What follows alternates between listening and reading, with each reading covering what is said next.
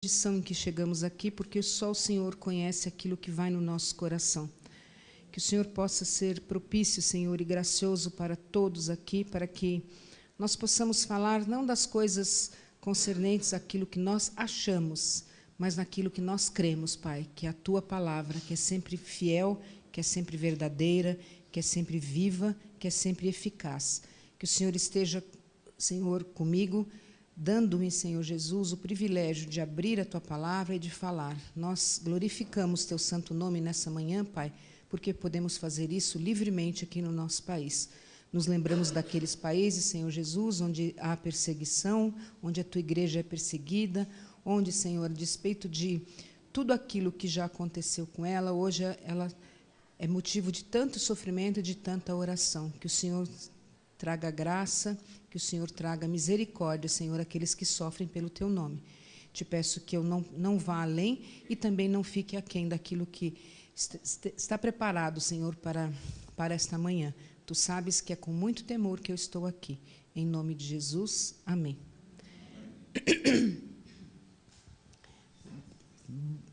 Bom dia, queridos.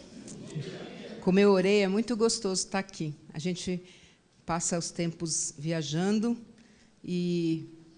mas nada é inigualável. Semana passada eu estive no Maranhão, ministrando a igreja presbiteriana de São Luís, dando um curso de escola dominical. Não foi pelo Mackenzie, foi por realmente um convite assim do pastor Lúcio e do pastor Ivan, que são os pastores daquela igreja, e eu fui dar um curso de escola dominical. Oh, obrigada, Vanderlei.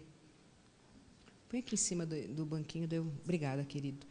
E foi muito gostoso, mas, como já dizia Dorothy do Mágico de Oz, não há lugar como a casa da gente, né? E aqui é muito gostoso de estar. O Marcos Dumbra deu aula sobre a modificação das vidas quando encontram-se com o Senhor Jesus. E ele não falou de Paulo por uma razão. Paulo estava reservado à minha pessoa. Eu me converti lendo o livro de Atos. Eu comecei a ir à igreja, passei 10 anos indo à igreja com meu namorado, com meu noivo, com meu marido, depois. Mas a conversão veio quando eu comecei a estudar a Bíblia para escrever uma revista de escola dominical e uma revista que falasse sobre Pedro e uma que falava sobre Paulo. E eu me converti, então, escrevendo essa revista para a editora Cultura Cristã, que era da presbiteriana onde eu trabalhava. Todos nós conhecemos, quando vamos falar de Paulo, principalmente, todos nós conhecemos pessoas que eram literalmente perdidas, pessoas que estavam afundadas nos seus delitos, nos seus pecados, sejam eles quais forem, né? Não existe, eu não creio que exista um pecadão e um pecadinho, né? Eu não creio que adultério seja menor do que você enganar uma pessoa. É só uma questão de posicionamento daquilo que vai ser consequência. Aí sim eu posso botar uma gradação, mas os dois são pecados, os dois são iguais perante Deus, né? E Deus odeia o pecado. Então, o que a gente vê na vida de Paulo, principalmente, é isso. Todos nós que estamos aqui, vemos pessoas que literalmente tiveram essa vida modificada e mudaram a vida assim de uma forma fantástica.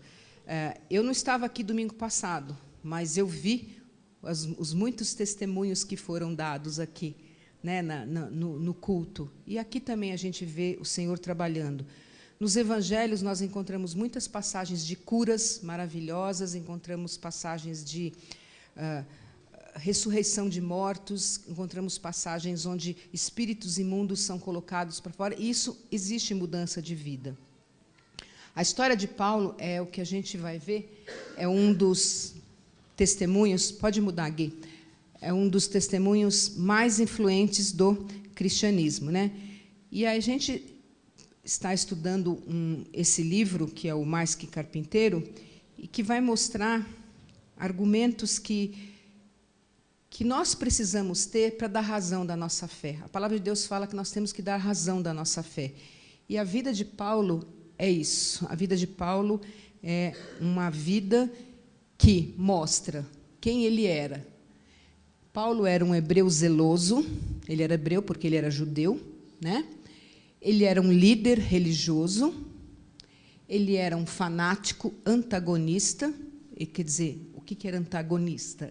Que, na verdade, vivia debatendo o que era contrário àquilo que não era a sua crença.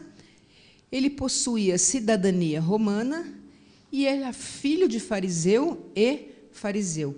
Isso eram aquilo que a gente pode falar dos atributos, as credenciais de Paulo. Gui? A gente está sem o negocinho, viu, gente? Vocês vão várias vezes falar Gui, porque... Paulo não se chamava Paulo, Paulo se chamava Saulo. E o nome dele, em hebraico, é Shaul. Eu não sei dizer, mas creio que seja Shaul. E, em português, equivale a Saul. Então, Saulo é Saul. A forma grega de Saulo era o hebraico, equivalia ao hebraico Shaul. Então, em hebraico seria Shaul, em grego seria Saulo, em latim, né, na língua romana, seria Paulo. E o significado do nome Saulo é solicitado. Então, olha como Deus prepara todas as coisas, tanto Paulo solicitado. O meu nome Pavel, que na verdade não, eu deixo chamar de Pavel, mas na verdade é Pavel, ele é húngaro, mas em russo ele é Paulo. Então, se eu fosse russa, eu chamaria André Maria Paulo. Eu acho ótimo isso, que eu gosto, me identifico com Paulo e com Pedro, são os meus queridinhos, então eu gosto muito. Primeiro que eu sou Pedro, né? Depois que também sou Paulo. Gui. Tarso. Antigamente se falava a cidade, os nomes das pessoas tinham o codinome, vamos supor, da cidade em que nascia. Então, por exemplo, se eu falasse José Ferreira de Munhaçu, seria seu nome. Manhuaçu. Exatamente. Deu para entender? Manhuaçu. Isso foi um caso de cor. Vou falar, viu? Manhuaçu, Na verdade, Cícero, eu vou botar você para fora. Ele vem aqui para atrapalhar a minha aula. Estou vendo. Bom, Saulo, então, nasceu nessa cidade, Tarso. E era uma cidade, a principal cidade da província da Cilícia, na parte oriental da Ásia Menor. Essa cidade existe até hoje, ela fica na Turquia. Era uma cidade de fronteira, universitária, por isso tinha muitos filósofos, um lugar de encontro do leste e do oeste. A gente sabe que Jerusalém está centrada no meio do mapa mundi. Se você pegar Jerusalém daqui para cá, tudo centra. A escrita de Jerusalém, eu vou fazer assim para vocês entenderem. Jerusalém está aqui. Tudo que fica aqui para o Oriente, a escrita toda é assim, confluindo para Jerusalém. A escrita daqui é tudo confluindo para Jerusalém. Deus é perfeito até nisso. Toda a escrita ela vai direto para Jerusalém. E essa cidade ficava justamente no encontro do leste e do oeste, só que acima um pouco de Jerusalém, numa encruzilhada, onde o comércio fluía em ambas as direções, por terra e por mar. Então, era uma cidade riquíssima. Embora fizesse parte de uma província romana, era autônoma e não estava sujeita a pagar tributo a Roma. Essa cidade tinha sido a cidade onde o Marco Antônio tinha se encontrado com a Cleópatra. Então, o que o Marco Antônio fez? Ele transformou essa cidade em Liberativitas, que quer dizer cidade livre. Ela tinha a mesma confluência daquilo que vocês aprenderam no colegial, chamado de cidade grega, as cidades-estados. Então, ela tinha ela era autônoma, ela tinha um governo próprio, ela não se prendia, na verdade, ao governo da Cilícia, mas ela era uma cidade autônoma. E o interessante é que, embora ela fizesse parte da província romana, ela não pagava tributos, esses tributos pesadíssimos, a Roma. Ela era independente. Gui? Então, Paulo nasceu nessa cidade. E aí a gente entende por que ele era cidadão romano. Sempre quando eu lia sobre Paulo, eu falava, mas como que é possível ele ser judeu e ser cidadão romano? Como que é isso? Você é judeu, judeu, mas acontece que ele era judeu pela descendência judaica, mas ele era romano por ter nascido numa cidade da província romana. Então, Paulo era cidadão romano. Vamos abrir ali em Atos 22, 24 e 29, e vamos ver uma citação que Paulo fala sobre o seu direito de nascimento. Quem achou pode ler, gente.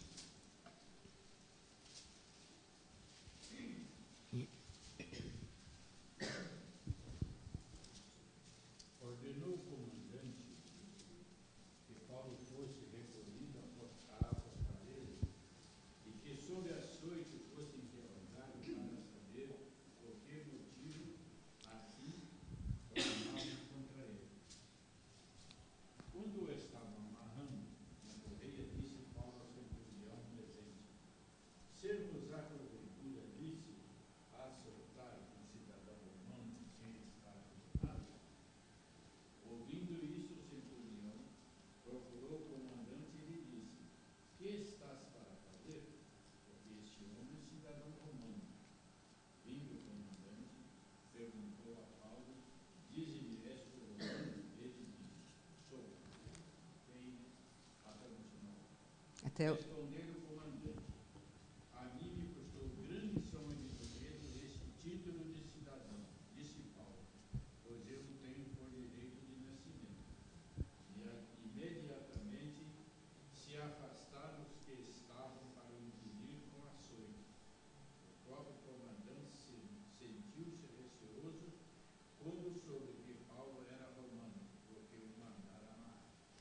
Imagina a situação desse centurião e desse tribuno. Você manda dar uma surra, que não é a surra que o Vanderlei queria dar, mas é uma surra. Você manda dar, daí você fica sabendo que o cara é um bambambam. O centurião era, na verdade, o chefe de uma centúria, que era formada por 100 homens, né, 100 soldados romanos. O tribuno, ele chefiava mais ou menos 90 centúrias, ou 100, dependendo do tamanho.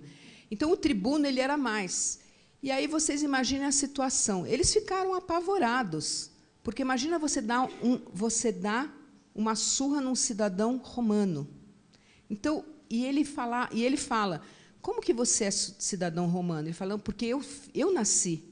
Ele falou, mas para mim custou, eu também sou, só que para mim custou dinheiro, porque as pessoas que moravam fora da Palestina podiam ter a cidadania romana desde que fossem estrangeiros e fizessem alguma coisa extraordinária em pró do Império Romano, ou que fossem escravos, que adquirissem, que comprassem por uma grana muito alta a cidadania. E é o que esse centurião fala. Eu comprei por dinheiro, a mim me custou muito dinheiro. E Paulo fala assim, mas para mim não, porque eu nasci em Roma. Eu nasci, aliás, debaixo do Império Romano. Então, o que a gente vê é que quem era cidadão romano não podia nem ser açoitado e nem ser crucificado.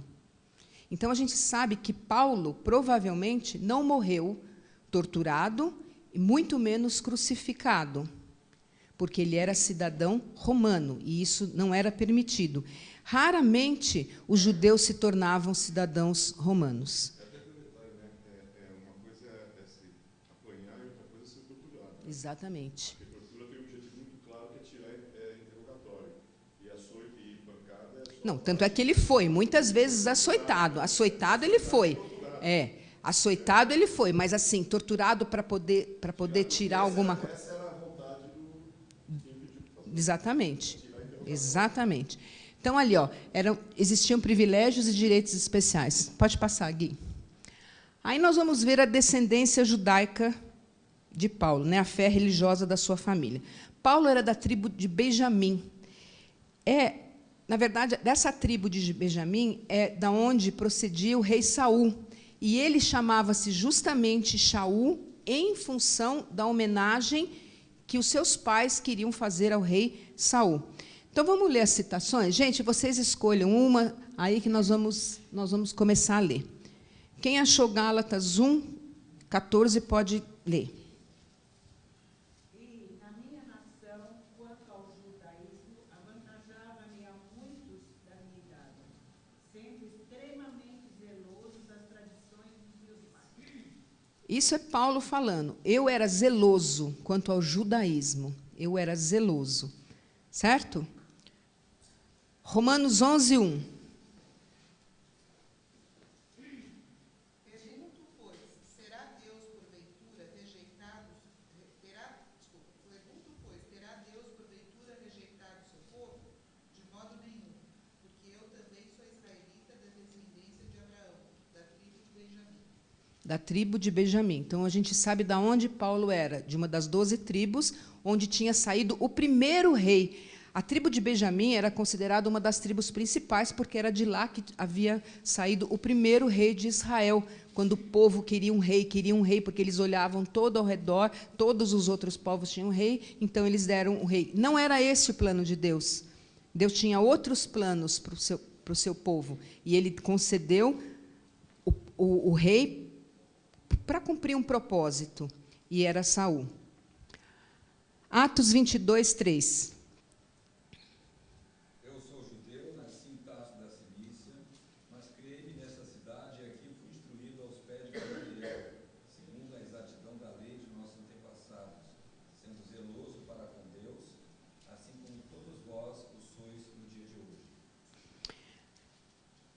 Paulo foi criado aos pés de Gamaliel, que era um mestre extremamente considerado lá. A escola da sinagoga, a escola que funcionava na sinagoga, era como se fosse uma escola que nós temos aqui, a Escola Bíblica Dominical, só que ela funcionava dentro da sinagoga. E ela transmitia a herança de Israel para os seus filhos. E Gamaliel era um mestre. Se a gente pegar numa das primeiras citações de Atos, você vai ver que Gamaliel dá um parecer sobre como estava sendo o processo do espalhar do caminho, né? Que o caminho era como eram chamados cristãos. Então, os meninos que para lá iam começavam a ler aos 5 anos, e depois, aos 10 anos, eles liam aquilo quando eu dei os escritos, que era o Mishá, que era como se fosse o Torá, para depois, aos 13 anos, eles obterem na verdade, obterem assim o direito de a partir dali serem considerados hebreus na plenitude, quando você passava pelo, esqueci o nome, como chama? Bar mitzvah. Então, era com 13 anos. Os filósofos de Tarso, eles eram estoicos, que era a linha que tinha na verdade, assim, o prazer do momento, né? Eles queriam viver o momento. Filipenses 3:5, para depois a gente entrar nas citações. Oi. Pode. Paulo falando, bem que eu poderia confiar também na carne.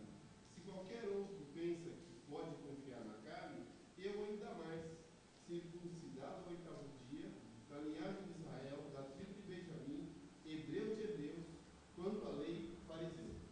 Aí Paulo dá as credenciais dele, né? Circuncidado ao 8º dia. Essa circuncisão ela acontece por um motivo biológico. A medicina já comprovou, não sou eu que digo isso, né? São os pediatras, que na primeira semana, passada uma semana, é quando o neném menos sofre dor. Então, por isso que ele é circuncidado no 8º dia, né? Para tirar o prepúcio, que é a camadinha que na verdade, cobre o pênis do nenezinho. O que a gente entende? Oi? Muito mais rápida, né? Os homens que já passaram por operação de fimose sabem o que é, né? É uma dor muito grande. A gente imagina que isso. Mas o nenenzinho, oi? O nenenzinho, no 8º dia, ele não tinha esse tipo de sofrimento, por isso que a lei exigia isso, por uma questão de higiene também. O Deus que nós cremos, gente, é um Deus que se preocupa com coisas tão pequenininhas, mas que faziam a diferença na preservação da tribo de Israel, né? Com relação a tudo, com relação aos períodos menstruais da mulher, com relação aos períodos do homem, com relação a esse cuidado que havia, né? Paulo vivia no meio desse caldeirão que era Tarso, porque era uma cidade universitária, e muitas vezes ele vai citar filósofos. Então, por exemplo, se vocês pegarem essas citações que alguém vai ler aí, eles eram de um filósofo chamado Epimênides e um outro de Menander. Paulo usava isso daí, certo? É como às vezes a gente fala um versículo e esse versículo ele não está literal como ele está, mas você adapta o versículo para alguém. Você está conversando com alguém, você pega e fala um versículo adaptado daquilo que o versículo significa. Então, Paulo usava isso. Lógico que era inspirado por Deus, lógico que Deus permitia, Deus dava sabedoria a Paulo e ele usava. Então, vamos lá ver Atos 17, 28.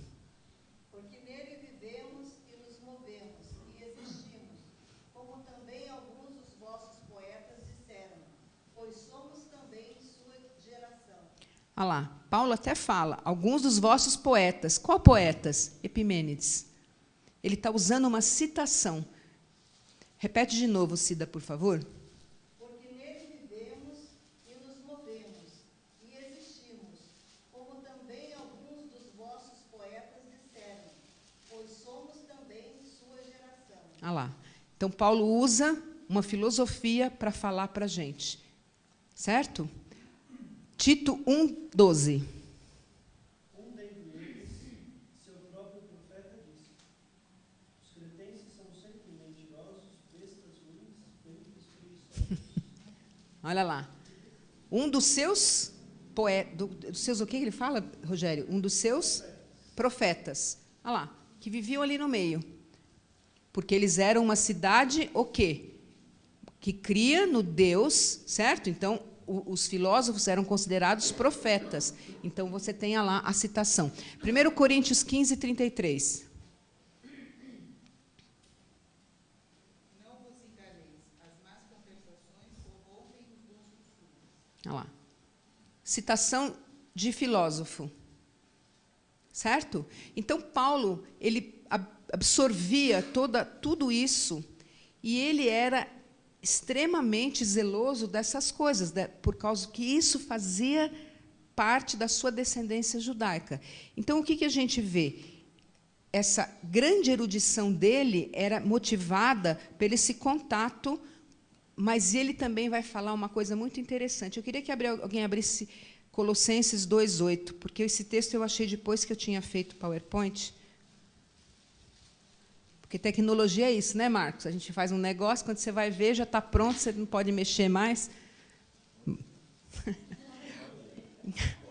Poder pode, lógico, mas eu não me atrevo. Eu sou no beabá. Desculpa, pode ler, Silvia. Cuidado que ninguém vos venha a enredar com sua filosofia e vãs sutilezas, conforme a tradição dos homens, conforme os rudimentos do mundo, e não segundo Cristo. Se alguém podia falar isso, era Paulo, porque ele tinha vivido. Então, cuidado com as vãs sutilezas, com as filosofias, né, que são historinhas. Ele podia falar isso, porque ele tinha vivido nesse meio. Pode passar, Gui. Oi. Interessante como hoje isso tem acontecido demais. Eu sei que dentro da minha casa tem assim. Ouviu tanto da palavra, conhece e se deixou levar pela filosofia de outros. Quer dizer, os outros estão certos, né? Não sei porque acredita Exatamente. Silvia, lê de novo, por favor. Você fechou? Cuidado que ninguém vos venha a enredar com sua filosofia e vãs sutilezas, conforme a tradição dos homens. Vã, sutil, é isso que eu queria essa palavra. Vã, sutileza.